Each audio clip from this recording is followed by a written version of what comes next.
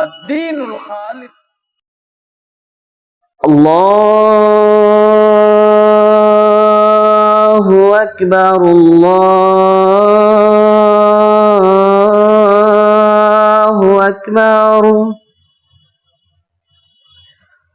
اللہ اکبر اللہ اکبر. اشہد ان لا الہ الا اللہ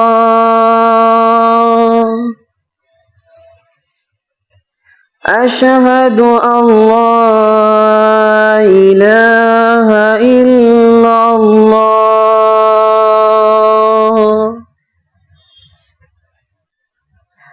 اشہد ان محمد رسول اللہ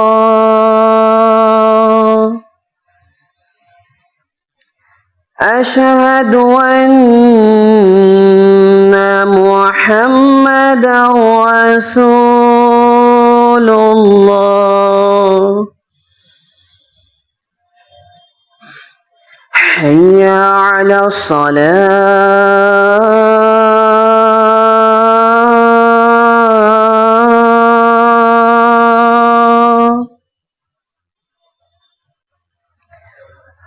حی علی الصلاة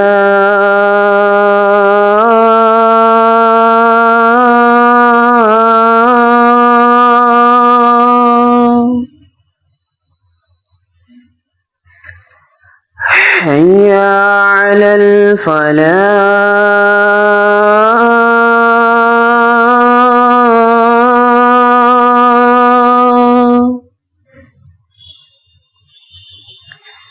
حی علی الفلاح.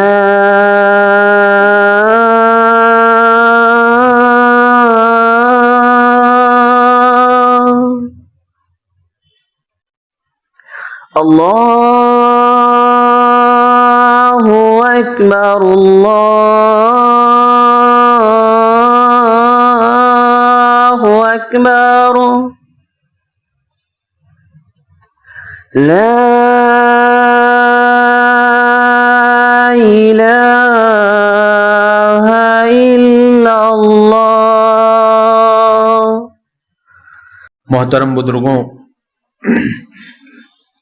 نوجوان ساتھیوں، پیارے بچوں اور پردہ نشین اسلامی ماؤں اور بہنوں،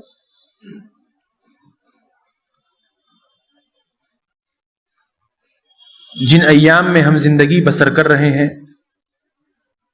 وہ دن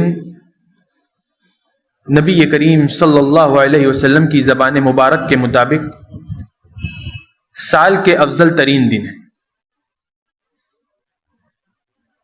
نبی کریم صلی اللہ علیہ وسلم نے فرمایا افضل ایام الدنیا ایام العشر. دنیا کے جو بہترین ترین دن ہیں ان میں سب سے بہترین جو دن ہے وہ ایام عشر ہے، یعنی ذی الحجہ کے 10 دن ہیں. اور اس دن کی بڑی فضیلت بھی ہے، جیسا کہ آپ لوگ جانتے ہیں کہ نبی کریم صلی اللہ علیہ وسلم نے فرمایا کہ اس دن کیے جانے والا عمل اللہ کے ہاں سب سے زیادہ پسندیدہ اور محبوب ہے بنسبت دوسرے دنوں کے مقابلے. اگر کوئی انسان کوئی عمل عام دنوں میں کرتا ہے، محرم کے مہینے میں کرتا ہے، سفر کے مہینے میں کرتا ہے، ربیع الاول کے مہینے میں کرتا ہے، اور وہی عمل اس مہینے میں کرے، ان 10 دنوں میں کرے، تو اس کی نیکی کی قیمت اللہ رب العالمین کے ہاں زیادہ ہے. لیکن یہ الگ بات ہے کہ ہماری نظر میں اس کی قدر و منزلت نہیں ہے، کیونکہ ہم یہ دیکھتے ہیں اور یہ ایک معاشرے کا پورا روپ ہے، یہ پورا ایک سمجھ لیجئے پورا قالب ہے، یہ ایک ڈھانچہ پورا بن گیا ہے کہ لوگوں کے اندر ویسی بیداری پیدا نہیں ہو پاتی ہے جیسی ہونی چاہیے.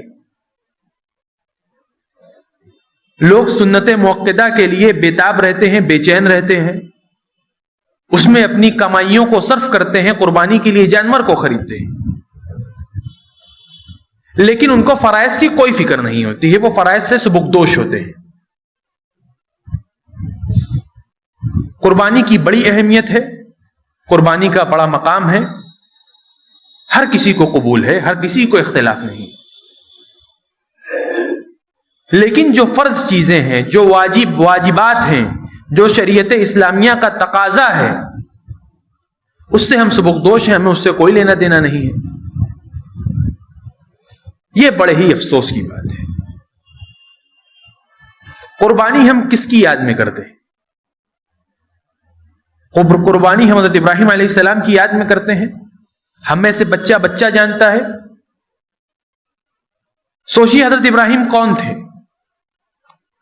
حضرت ابراہیم ایک بہترین بیٹے تھے، اپنے باپ کے ایک بہترین بیٹے تھے۔ ہم میں سے کتنے ایسے لوگ ہیں جنہوں نے اپنے والد کا حق ادا کیا؟ حالانکہ یہ واجبات میں سے، والدین کے ساتھ حسن سلوک یہ واجبات میں، جس میں کسی کو کوئی شک نہیں ہے۔ وَقَضَىٰ رَبُّكَ أَلَّا تَعْبُدُوا إِلَّا إِيَّاهُ وَبِالْوَالِدَيْنِ إِحْسَانًا۔ اللہ کا یہ فیصلہ کہ اللہ کی عبادت کی جائے، اس کے ساتھ کسی کو شریک نہ کیا جائے، اور اس کے بعد والدین کے ساتھ حسن سلوک کیا جائے، اس میں کسی کو کوئی شک نہیں ہے۔ کسی کو کسی اپنے باپ کی بات بری لگ جاتی، لوگ کیا کچھ کہہ دیتے ہیں، آپ کو عقل نہیں ہے، آپ پاگل ہیں، آپ بوڑھے ہو گئے ہیں، آپ سٹھیا گئے ہیں، کیا کچھ نہیں کہہ دیتے لوگ، آپ کا دماغ کام نہیں کرتا ہے۔ لیکن جب حضرت ابراہیم کے والد نے ان سے کہا اراغب انت عن آلہتی یا ابراہیم لئن لم تنتہی لارجمنک وہجرنی ملیہ، کہ تم میرے بتوں سے مجھے بدگمان کرو، اگر تم اسی ڈھرے پر رہے اور اسی راستے پر رہے، میں تم کو نکال باہر کروں گا۔ تو ابراہیم نے کہا، کیا کہا حضرت ابراہیم کا سلام، آپ پر سلامتی ہو، ساستغفر لک ربی انہ کان بی حفیہ، میں اپنے پروردگار سے آپ کے لیے مغفرت کی دعا کروں گا، میرا پروردگار بہت رحیم ہے۔ ایک بہترین بیٹے تھے، ایک بہترین باپ تھے، اپنی اولاد کی تربیت، اپنی اولاد کی پرورش، جب حضرت ابراہیم حضرت اسماعیل سے ملنے گئے، اور حضرت اسماعیل وہاں نہیں تھے، کہیں گئے ہوئے تھے، تو انہوں نے دستک دی، اس کی حضرت اسماعیل کی بیوی آئی، اور وہ خوب جو ہے شکوہ شکایت اور جو ہے کہ فاقہ ہوتا ہے، اور جو ہے کھانا میسر نہیں ہوتا۔ حضرت ابراہیم نے کہا کہ اسماعیل ہیں تو ان سے کہنا اپنے گھر کا دروازہ بدل دو۔ سنا ہوگا آپ لوگوں نے واقعہ۔ یہ ایک بہترین باپ کی مثال تھی، ایک بہترین شوہر تھے، ہر معاملے میں حضرت ابراہیم بہترین تھے۔ اور یہ حقوق واجبات میں سے ہیں، یہ کوئی ایسے حقوق نہیں ہیں، یہ کوئی ایسا وہ نہیں ہے کہ جو ہے کیا تو ٹھیک نہیں کیا تو کوئی بات نہیں۔ تو سوال یہ ہے کہ سنت مؤکدہ جو ہے، قربانی کا حکم کیا ہے؟ بعض علماء کہتے ہیں واجب ہے، لیکن جمہور اہل علم یہی کہتے ہیں کہ یہ سنت مؤکدہ ہے، کہ ایسی سنت ہے جس کی بہت تاکید آئی ہے۔ نبی کریم صلی اللہ علیہ وسلم جب مدینہ آئے تو کوئی سال ایسا نہیں کہ جس سال نبی کریم صلی اللہ علیہ وسلم نے قربانی نہ کی ہو۔ تو اس کی بہت فضیلت ہے، اس کی بہت اہمیت ہے، لیکن فرائض کو چھوڑ کر اس کی کیا اہمیت باقی رہ جاتی ہے؟ ہم 10 دنوں میں زندگی بسر کرتے ہیں، کتنے ایسے لوگ ہیں جو اس کو رمضان کے برابر بھی سمجھتے ہیں، 5 وقت کی نماز کا جماعت سے اہتمام کرتے ہیں، نفل کو چھوڑ دیجئے، فرائض کی کتنے لوگ پابندی کرتے ہیں، کتنے لوگ صدقات و خیرات کا کام کرتے ہیں، کچھ نہیں۔ کاسا دیکھتے ہیں تو کاسا خالی ہے۔ تو ان 10 دنوں کی بڑی اہمیت ہے، جو کچھ رہ گئے ہیں ان کو غنیمت سمجھیے۔ ایک حدیث میں نبی کریم صلی اللہ علیہ وسلم نے فرمایا کہ یہ اللہ کے ہاں سب سے پسندیدہ اور برگزیدہ دن ہے، فیہن اکثر من التکبیر والتحلیل والتحمید، کہ یہ سب سے محبوب دن ہے اللہ کے ہاں۔ تو چنانچہ ہم لوگوں کو تمہیں چاہیے کہ تم ان میں کثرت سے اللہ رب العالمین کی پاکی بیان کرو، لا الہ الا اللہ کثرت سے پڑھو، الحمدللہ کثرت سے پڑھو اور اللہ اکبر کثرت سے پڑھا کرو، تکبیر بیان کرتے رہو۔ ایک روایت میں حضرت ابو ہریرہ رضی اللہ عنہ کہتے ہیں کہ جب یہ 10 دن شروع ہوتے تھے تو ہم بازار میں چلے جاتے تھے اور بلند آواز سے ہم لوگ تکبیر پڑھا کرتے تو ہمارے ساتھ لوگ تکبیر پڑھتے تھے۔ یہ عام تکبیر ہے، چلتے پھرتے اٹھتے بیٹھتے تکبیر پڑھتے رہنا چاہیے۔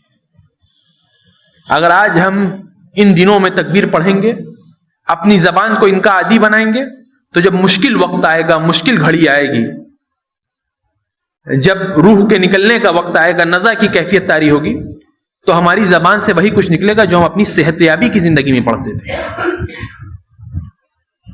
آپ زندگی بھر گالیاں دیں، جھوٹ بولیں اور سوچیں کہ آخری وقت آپ کا بہترین وقت ہو، کلمہ طیبہ جاری ہو، یہ ایسا ممکن نہیں ہے۔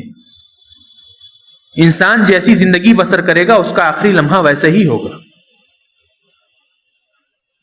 تو جب ہم اس زندگی میں، اپنی صحت یابی کی زندگی میں، تندرستی کی زندگی میں اپنی زبان کو اللہ رب العالمین کے ذکر سے جب تر رکھیں گے، تب جب مشکل کی گھڑی آئے گی تو ہماری زبان خود بخود ان چیزوں سے لبریز ہوگی۔ ان دنوں میں ایک دوسری چیز جو کرنے کی ہے وہ عرفہ کے دن کا روزہ ہے۔ عرفہ کے دن، جس دن حاجی عرفات کے میدان میں ہوتے ہیں، جو کل کا دن ہے حاجیوں کے لحاظ سے اور ہمارے لیے پرسوں کا دن ہے، عرفہ کے دن کا روزہ رکھنا مستحب ہے۔ نبی کریم صلی اللہ علیہ وسلم نے فرمایا کہ صیام یوم عرفہ یکفر السنۃ الماضیہ والباقیہ، عرفہ کے دن کا روزہ 2 سالوں کے گناہوں کو معاف کر دیتا ہے، ایک گزشتہ سال کے گناہوں کو، ایک آئندہ سال کے گناہوں کو۔ تو ہمیں چاہیے کہ ہم اس دن کا روزہ رکھیں اور لوگوں کو ترغیب دلائیں، اہل و عیال کو ترغیب دلائیں، ان کو روزہ رکھنے پر ابھاریں۔ اور اس ایک دن اس دعا کو، جیسے کہ میں نے حدیث پڑھی خطبہ مسنونہ کے بعد کہ نبی کریم صلی اللہ علیہ وسلم نے فرمایا کہ خیر الدعاء دعاء عرفہ، کہ سب سے بہترین دعا عرفہ کے دن کی دعا ہے۔ ما انا قلت والنبیون من قبلی، جس کو میں نے پڑھا اور مجھ سے پہلے تمام نبیوں نے پڑھا، لا الہ الا اللہ وحدہ لا شریک لہ لہ الملک ولہ الحمد وہو علی کل شیء قدیر۔ اس دعا کو عرفہ کے دن کثرت سے پڑھنا چاہیے۔ حاجی حج کے میدان میں کثرت سے پڑھتے ہیں اور ہمیں اپنے گھروں میں کثرت سے پڑھنا چاہیے اور ایک دوسرے کو تلقین کرنی چاہیے۔ فضولیات میں اور مناہیات سے ہٹ کر ایسا کام کرنا چاہیے جس کے ذریعے ہمارے نامہ اعمال میں کچھ نیکیاں آ جائیں، ہمارے نیکیوں کی تعداد بڑھ جائے۔ اور اس دن کا جو سب سے اہم دن ہے وہ یوم النحر ہے، 10 ذی الحجہ ہے۔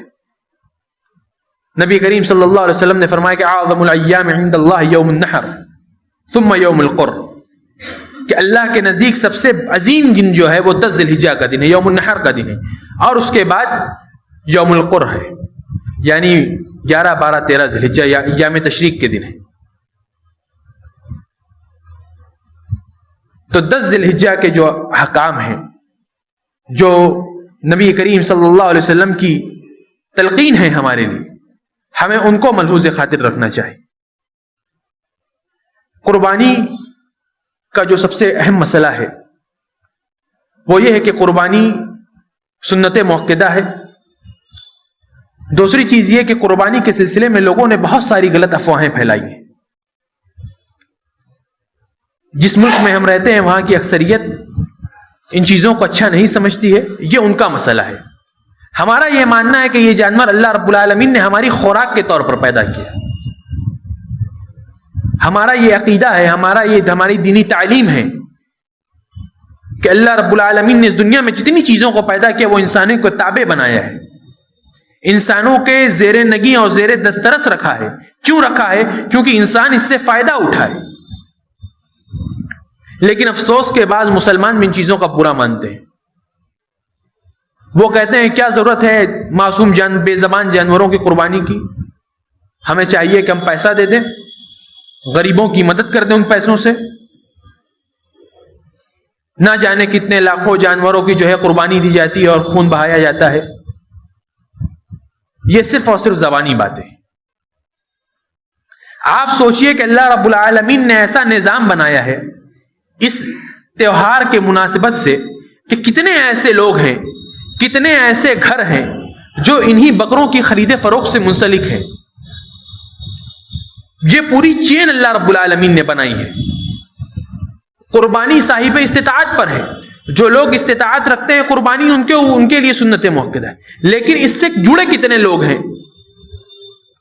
جو لوگ بکرا پالتے ہیں، بکرا کی پرورش کرتے ہیں، ان کو لا کر بیچتے ہیں، ان کے گھر اسی کے پیسے سے چلتے ہیں. اس کے علاوہ جو لوگ ان ایام میں بکروں کا کھانا بھوسی وغیرہ بیچتے ہیں، ان کے گھر اسی چیز سے چلتے ہیں. اس کے علاوہ جو لوگ استطاعت نہیں رکھتے ہیں، اسی بقرعید کی مناسبت سے ان کے ہاں بکرے کا گوشت بنتا ہے، وہ اس سے کھاتے ہیں، ان کے بچے اس سے فائدہ اٹھاتے ہیں.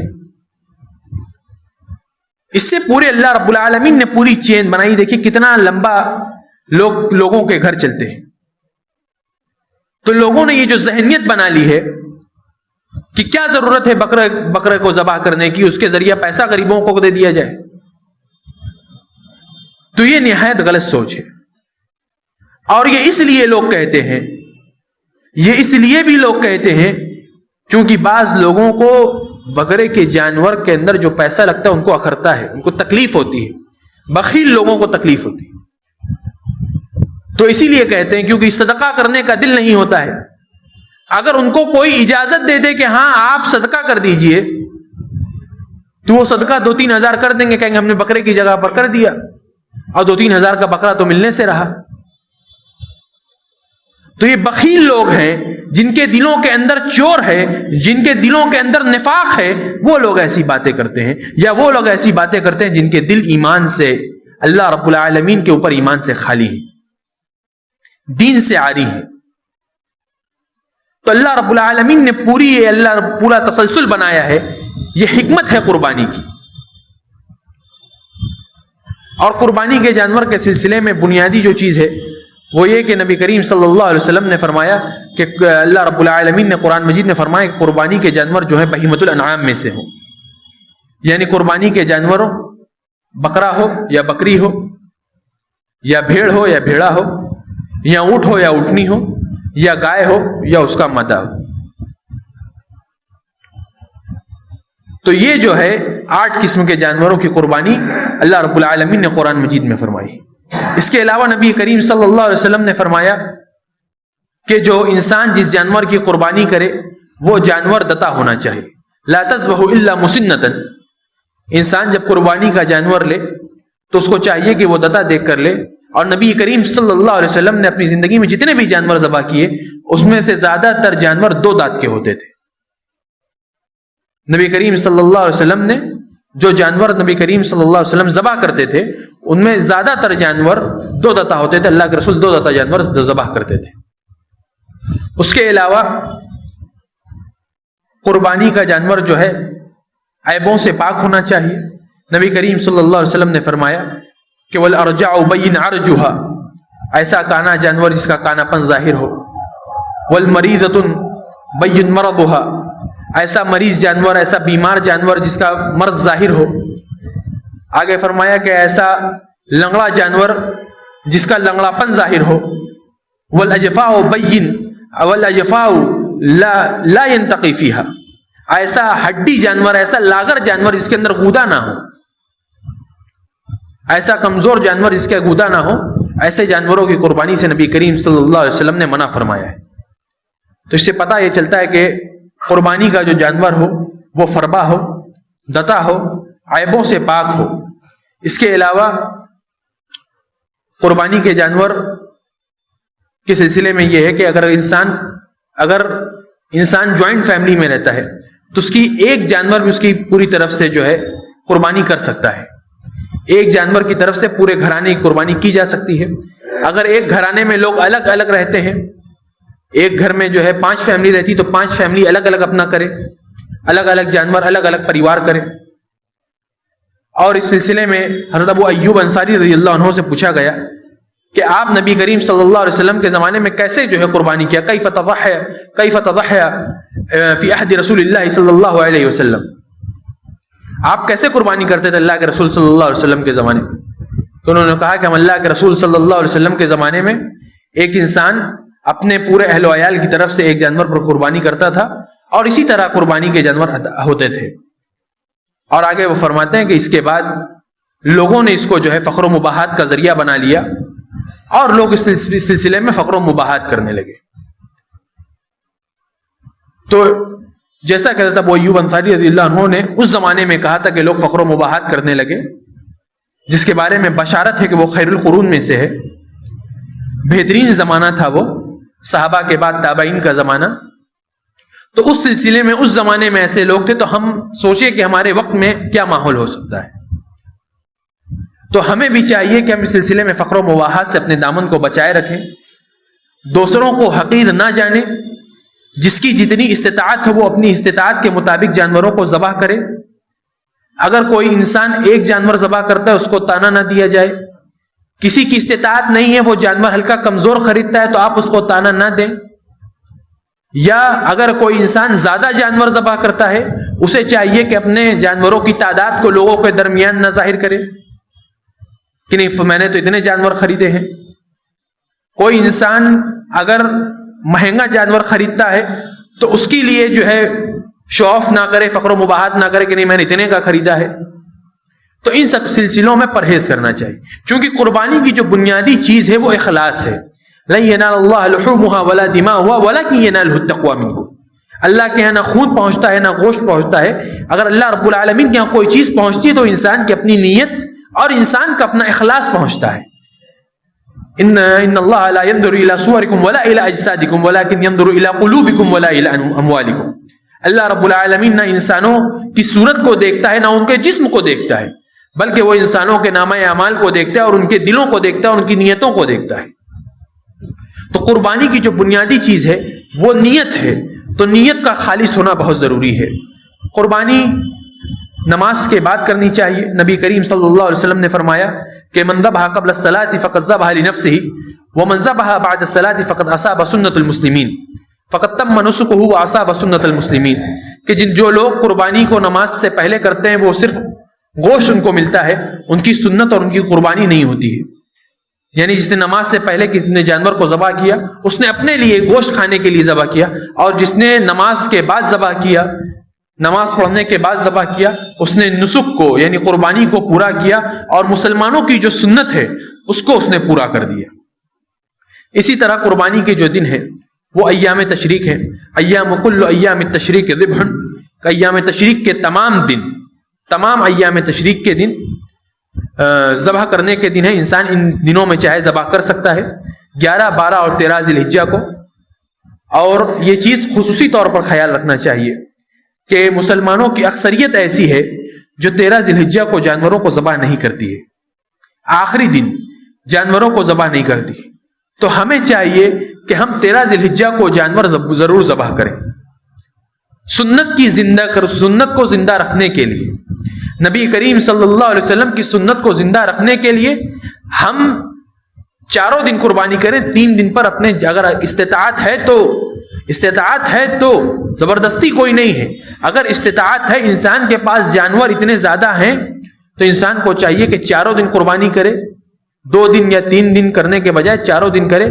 اس کے ذریعے نبی کریم صلی اللہ علیہ وسلم کی جو سنت گزرتے دنوں کے ساتھ مردہ ہوتی جا رہی ہے اس کو زندہ کرنے کا بھی ثواب ملے گا، اور انشاءاللہ ہم کو ہماری قربانی بھی قبول ہوگی. اس سلسلے میں اور ایک بات جو قابل ذکر ہے وہ یہ کہ ہمیں چاہیے کہ قربانی کا جانور ہم غریبوں میں کے درمیان بھی تقسیم کریں. یہ دن، یہ ایام کھانے پینے کے تو ہیں ہی کہ انسان اس میں کھائے پیے اور ذخیرہ کرے، ذخیرہ اندوزی کرے، گوشت کو رکھے، لیکن اس کے ساتھ ساتھ پورا گوشت رکھنا بھی مناسب نہیں ہے. اگر انسان جانور کو ذبح کرتا ہے اسے چاہیے کہ وہ غریبوں، مسکینوں اور جو لوگ محتاج ہیں، فقیر ہیں، ان کو دے، تاکہ جو لوگ ضرورت مند ہیں ان کو ان کے گھر تک بھی پہنچے، جن کی استطاعت نہیں ان کے گھر تک بھی پہنچے اور وہ لوگ بھی ان گوشت سے فائدہ اٹھائے. اور ایک بات یہ بھی کہ صفائی ستھرائی کا بہت اہتمام رکھیں. صفائی ستھرائی کا بہت اہتمام رکھیں کہ غیر مسلموں کو بولنے کا موقع نہ ملنے پائے. ہم صفائی کا بہت خیال رکھیں.